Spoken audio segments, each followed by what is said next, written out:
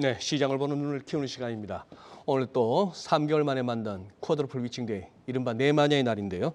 퀀터 전문가가 보는 시장 특징 한번 살펴보고 투자 전략도 들어볼까 합니다. 하나금융투자 이경수 수석연구위원 나와 계십니다. 안녕하세요, 위원님. 네, 안녕하세요. 어서 오세요. 네. 자, 일단 대선 불확실성은 해소됐습니다. 오늘은 선물 옵션 만기일 겹치고 요즘은 워낙에 위클리 옵션이 거래도 많고 해서 합니다만 그래도 쿼드러플 위칭데이 만반찮게 시장을 움직이는데 어떻게 보고 계십니까, 지금 오늘 시장 흐름? 일단은 지금 미국 증시가 올라서 좀 올랐다가 이제 다시 빠지는 현상이잖아요. 그러니까 네. 오늘 이제 만기일 기반의 어떤 그 영향력을 조금 어느 정도 생각을 하는 거 아닌가 생각이 듭니다. 지금은 일단 이제 선물 가격이 상당히 낮아요. 선물이? 예, 선물 가격이 낮아서 베이시스가 낮아져 있는 상태입니다. 결국은 이제 외국인들이나 금투 이렇게 이제 선물 포지션을 매도를 하는 그런 주요 플레이어들이 시장에 대한 어떤 방향성 자체를 이렇게 좋지 않게 본다라는 얘기입니다. 그렇게 네. 되면 만기일날 이것을 이제 포지션을 청산하고 갈 것인지 아니면 그 롤 오버를 할 것인지에 대해서 생각을 해봐야 되는데요. 지금 이제 베이시스 수준 자체가 지금 워낙 많이 떨어져 있기 때문에 어느 정도 외국인들의 선물 매수와 함께 베이시스 어느 정도 좀 회복은 할 것이라고는 보고는 있습니다. 그렇지만 지금 이게 중요한 게 아니잖아요. 한국의 만기일이 지금 중요한 게 아니라 전체적인 글로벌 자산 시장의 어떤 안전 자산 선호도가 조금 더 문제가 되는 것 같아요. 네.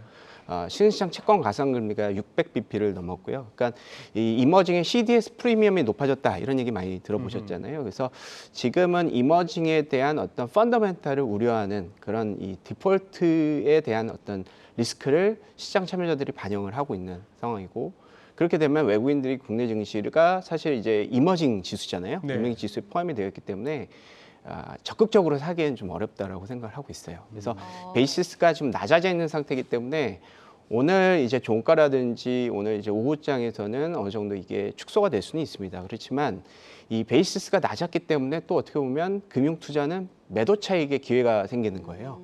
그러니까 현물을 매도하고 선물을 매수하려고 하는, 그러니까 베이시스를 0으로 투자하려고 하는, 0으로 베팅하는 그런 상황이 있기 때문에 이 현물을 이제 어떻게 보면 이제 매도를 하는 그런 수요가 있다라는 것이죠. 그리고 오늘 잘 아시겠지만 LG 에너지 솔루션이 상장을 합니다. 저기 코스피 이제 200. 코스피 200에 네. 편입이 됩니다. 죄송합니다. 상장이 아니고 편입이 되는데요.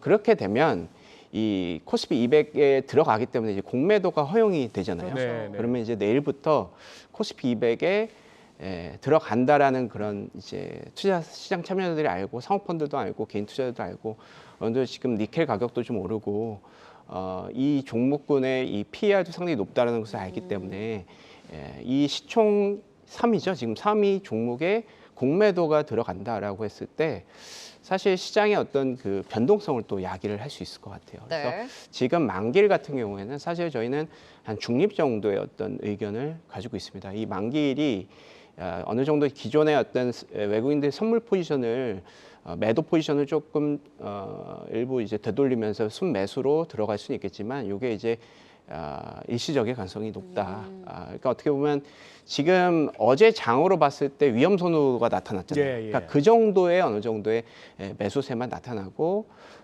재차 이제 어느 정도는 계속해서 매도를 이제 롤오버를 하는 그런 움직임이 되지 않을까. 일단은 그동안 이렇게 경험상으로 또 오늘 지금 보시기에 이것도 장 막판에 한번 또 급락이나 이런 게 가능할까요? 아니면은 이 정도에서 마무리될 것으로 이 보이십니까? 정도면 되지 요 않을까 정도? 생각이 네. 하는데요. 그렇지만 이제 외인들의 현물 지금 순매수를 하고 있는데 사실 이것을 믿기에는 좀 어렵다.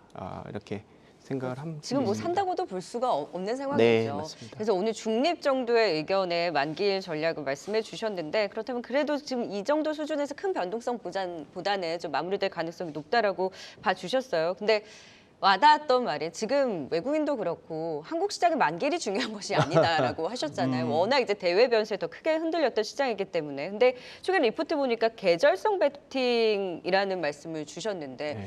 어떤 내용인지, 이게 또 투자에 팁이 되는 건가요? 예, 일단 지금 이제 지수가 변동성이 크기 때문에 베타 플레이라고 하면 이제 지수를 베팅하는 그런 투자 스킴입니다.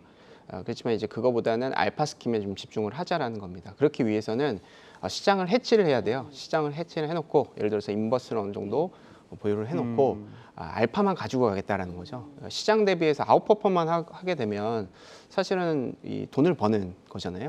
사실 물론 이제 시장이 전체적으로 다 살아나면 좋겠지만 네. 사실 그게 좀 여의치 않다라고 보고 있고요. 다만 이제 계절성이라고 제가 말씀을 드리는 건 3월 때부터 이제 1분기 실적에 대한 기대감이 좀 높아집니다. 네. 그렇기 때문에 이제 퀀트적으로 분석을 하면 이제 숫자적으로 통계적으로 분석을 하면 3월 때부터 6월 때까지는 이제 실적과 주가의 괴리도가 상당히 높습니다. 1분기 실적 시즌, 2분기 실적 시즌이 사실 실적에 대해서 베팅을 하기가 가장 좋은 시기고 이 베팅이라는 것은 어떤 실적이 좋을 때는 모두 다 롱 베팅이 될 수 있겠지만 지금 전체적으로 실적의 모멘텀이 떨어지고 있는 상황에서는 롱숏 플레이가 되는 네네. 거잖아요. 그래서 상대적으로 실적이 좋은 종목군들을 이제 롱을 하고 안 좋은 종목군들 저희가 숏을 할 수가 없다라고 하면 인버스를 어느 정도 좀 사놓는 전략이 지금 실적과 어떤 주가의 어떤 괴리도가 커지는 그런 개별 종목 장세의 어떤 분위기가 저는 연출될 거라고 보고 있어요. 그렇지만 시장의 변동성 문제다. 그렇기 때문에 시장의 어떤 그 포지션을 어느 정도 해치를 해놓고 실적에 대한 플레이를 하는 것이 현재로서는 답이 아니겠느냐 이렇게 생각을 하는 거죠. 네. 네. 이 의원님 그리고 뭐 지나간 얘기 이 상황이긴 합니다만 어제 밤사이에 있었던 뭐 독일 닥스가 8% 가까운 급등, 미국도 그렇고 이게 단순히 그냥 뭐 뉴스 흐름 보고 네. 저가 매수가 들어와서 이렇게 이해하기는 좀 힘든 장세 아닙니까? 그렇죠. 거기도 예. 거기도 뭐 파생이 였겠다고 봐야 될까요? 어느 정도 이제 빅스 지수가 많이 급락을 했었습니다. 네. 원래 이제 평균적으로는 이제 30을 넘어서는 안 돼요. 20대에 항상 나 있고 네. 코로나 시국 때 한 이제 2020년도 3월 달 같은 경우 이제 30을 처음으로 넣고 네. 그런 수준입니다. 이제 평균적으로는 한 17에서 18. 그리고 약간 리스크가 높다라고 하면 20이 좀 넘고. 근데 지금 이제 30이 넘었는데 30 전 이제 보합까지 이제 떨어졌단 말이죠. 그러면서 어느 정도 이제 빅스에 투자를 한다라고 하면 이제 이 빅스를 어느 정도 이제 지우고 이제 숏 커버링을 했던 것이 아닌가 이렇게 생각이 좀 듭니다. 증시에 대한 숏 배팅을 좀 감았다. 조금 줄인다라고 보시는 게 또 맞지 않을까 생각이 들고요. 지금 물론 이제 뭐 위험 선언도 많이 나타났지만 지금 저희가 주목하고 있는 것은 달러 인덱스가 지금 너무 높다라는 맞아요. 거 그리고 달러 인덱스가 높게 되면 안전 자산에 투자를 할 수밖에 없는 것이잖아요. 그리고 네. 이머징에 대한 CDS가 너무 지금 높게 반영이 되고 있습니다. 전에 신흥시장 채권 가상금리 즉 신흥시장에 대한 어떤 리스크 프리미엄의 수치가 한 4% 정도는 떨어지긴 했지만 절대적인 수준 자체가 이제 600bp가 이미 넘기 때문에 네. 전체적으로 이게 위험 선호도라고 보기는 어렵습니다. 그러니까 안전 자산 선호가 완화되어 있는 상황이고 일단 이건 센티먼트를 제가 말씀을 드리고 이제 펀더멘탈 기준으로 실적을 업데이트를 해보면 이게 한 2주 전부터 글로벌 이익 모멘텀이 많이 둔화됐어요.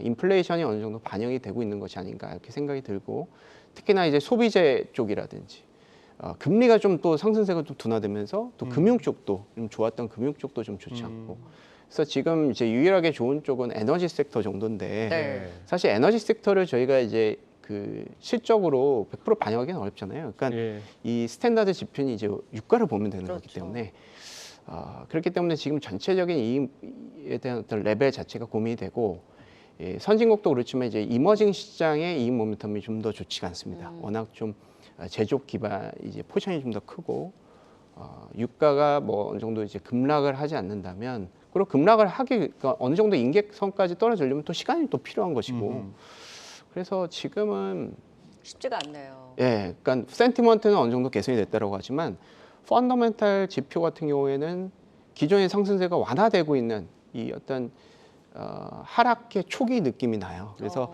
지금은 전체적으로 이제 시장을 상당히 강하게 들어올릴 수 있는 그런 체력은 아니지 않겠느냐 이렇게 생각은 들기 때문에 네. 기본적으로 시장에 대해서 이제 포지션을 조금 프리하게 가지고 가시고 거기서 이제 1분기 실적이 좀 좋은 뭐 좀 전에 말씀드린 뭐 정유라든지 네. 뭐 IT 하드웨어라든지 뭐 우주 국방이라든지 항공, 반도체, 비철 금속, 이제 섬유의복 이런 종목군들을 포지션을 잡는다면 롱숏으로 잡는다면 네. 시장의 변동성을 어느 정도 좀 프리하게 가지고 가시고 그렇지만 이제 1분기 실적은 시즌은 뭐 시장이 안 좋다고 발표를 안 하는 건 아니잖아요. 그래서 이들 종목군들은 지금 컨센서스가 올라가고 있는 유일한 업종이기도 합니다. 전체적으로는 실적은 빠지는데 이쪽에 대해서는 좀 어느 정도 올라가기 때문에 이런 것이 실적에 대해 주가로 어느 정도 반영이 될 수 있는 시기이기 때문에 네. 이런 전략을 어느 정도 가지고 가는 전략이 어떨까 이렇게 생각이 듭니다. 그리고 인플레이션 반영되면서 기업 이익에 대한 우려도 커지기 때문에 지금 계절성 베팅에 있어서도 실적에 그래서 포인트를 잡아주셨는데 그럼 말씀해주신 업종 안에서 좀 더 주의 깊게 보시는 종목 있으실까요?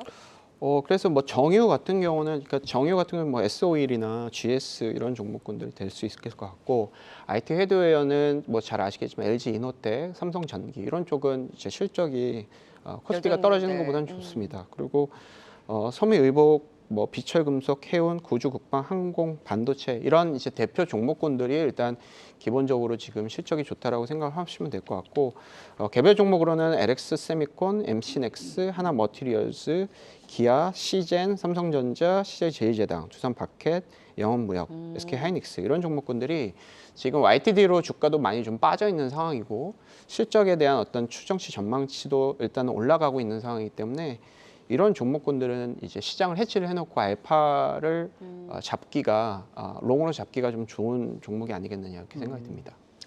지금 좀 전에 우리 이경수 위원님 설명을 듣다 보니까 제가 받는 느낌은 어제 유럽이나 미국에서의 상당히 뭐 거의 2020년 6월 이후 최고라고 할 정도의 그런 상승폭을 보이고도 했습니다만 아직은 환호하기보다는 조심스러운 입장이신데 그렇죠. 이제 센티먼트의 폭은 상당히 네. 좋기는 한데 이제 우리 또 퀀트로 접근하시는 우리 위원님한테 여쭤보고 싶은 게 주변에 많은 개인 투자자분들한테 야 우리 어지간히 빠졌잖아 이런 얘기를 많이 듣거든요. 퀀트 분석가로서 어지간히 빠졌잖아. 그게 동의가 되십니까? 아니면 아직은 조금 더 빠질 여지가 있다고 보십니까? 많이 빠진 것은 맞는데 많이 빠진 건 맞는데. 근데 이제 향후 실적에 대한 추정치가 떨어질 것을 미리 선반영했다라는 시각도 분명히 있어요. 네, 그렇지만 그렇죠. 이게 실적이 어느 정도 떨어질지 모르고 지금 국제유가도 저희가 예상이 되지 않는 부분이잖아요. 그래서 지금 상황에서 예상하기 좀 어렵습니다. 아니면 우리가 이제 뭐 유동성이라고 하면 유동성이 좋아야 되는데 달러인덱스가 급락을 하거나 명목금리라고 볼 수 있는 미국 10년물 국채금리가 떨어지지를 않고 있잖아요.